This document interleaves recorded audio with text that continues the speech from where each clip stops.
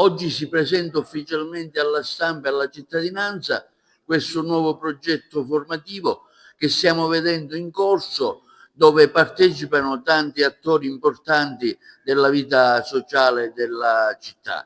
Ecco, quali obiettivi vi pensate di raggiungere con questa iniziativa?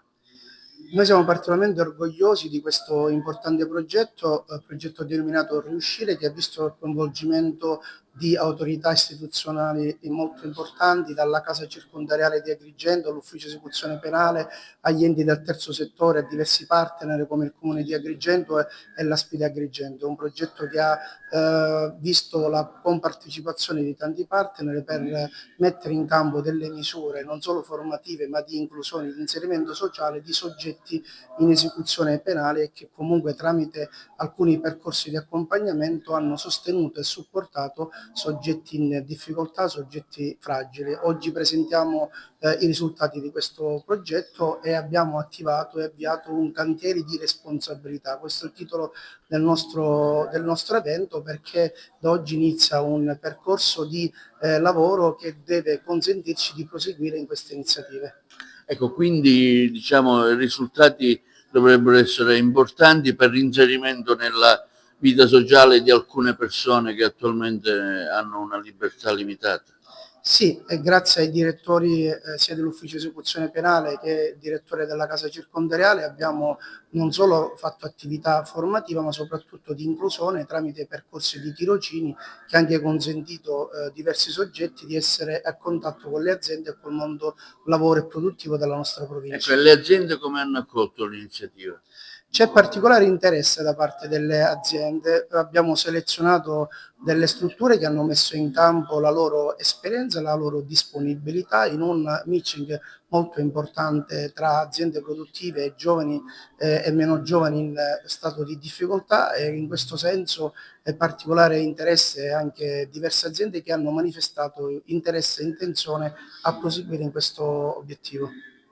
Io devo dire che ho fatto quasi 2 ore di macchina, ma sono particolarmente contenta di essere qui oggi.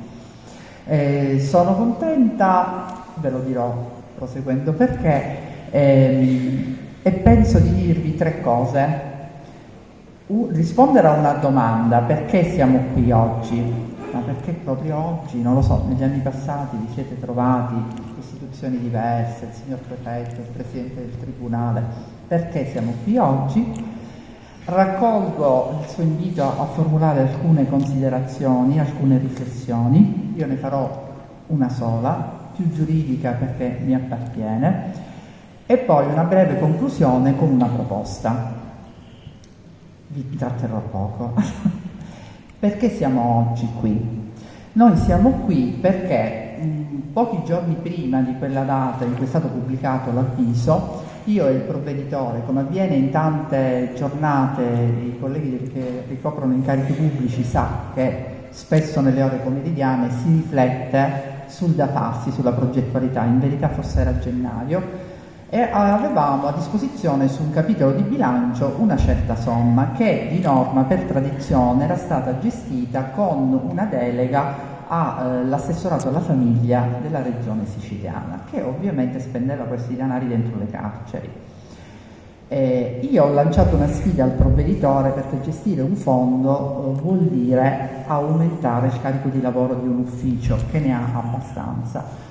E siccome questo fondo riguardava delle categorie particolari di persone, prevalentemente psichiatrici, persone affette da dipendenza, stranieri, abbiamo pensato col provveditore che riguardava proprio quelle presenze